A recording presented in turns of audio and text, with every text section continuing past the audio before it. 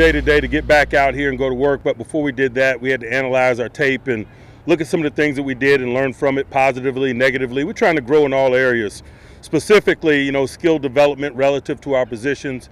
As we push into the last week of what is training camp, we want to continue to focus on those things so we lay a good foundation for the remainder of our journey. We got to continue to grow in terms of football intellect, things relative to situational ball.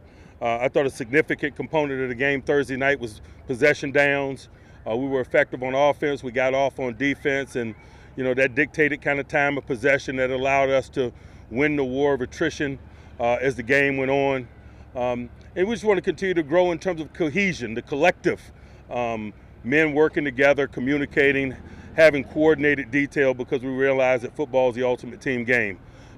Next couple of days is Steelers versus Steelers. We're still very much in training camp mode. We come off an off day, we'll get focused on some game plan-like things as we push into our next stadium. So I'll pause and answer any questions. Mike, was Kendrick Green dealing or something today? He was excused by me.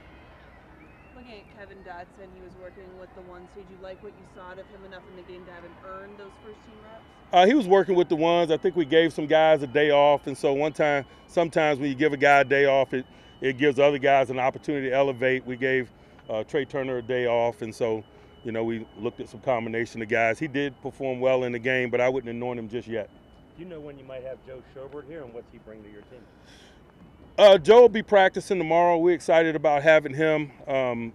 Productivity, when I think of Joe, man, he needs no endorsement from me. We're familiar with him, former AFC North guy, been highly productive in every circumstances that he's been in. He's a sideline-to-sideline tackler. He's good in coverage. He has coverage production in terms of interceptions. He has sack production. He plays a well-rounded game, and so we're excited about infusing him into what we do. Mike, you now have 2 3-down linebackers. Does that give you options in terms of how you can play and what you want to do? It does. Had you guys been looking to add another veteran inside linebacker after Vince's retirement, or was this guy just available? It was available. It presented itself to us, but it didn't take us long to consider it because we're highly familiar with his skill set and productivity.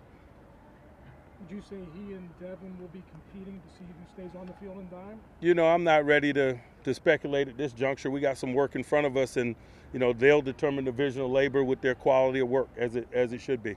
What kind of growth have you seen in Dan Moore? Man, significant. He doesn't perform like a young guy, but sometimes, particularly when you look at the circumstances that he comes from, he's in that SEC West, man, played left tackle over there and logged a bunch of starts, man. That's like dog years. And so that experience is showing. And we're going to challenge him this week and let him play on the right side some and look at his positional versatility. That would suggest that Chooks is your left tackle for sure. You can suggest that. But you wouldn't take a rookie out of what he's comfortable with if you... You can suggest that. You can suggest that. Okay. One more for anyone? All right, Coach. Coach, you talked about Dwayne. He said that you called him check down. He said that he wanted to go, big wheel hunting in the game on Thursday. Is that what you kind of saw from him in terms of growth, doing that on Thursday? I think Thursday is really kind of indicative of what we've seen from him out here. And so I don't know that I was surprised by anything that I saw on Thursday.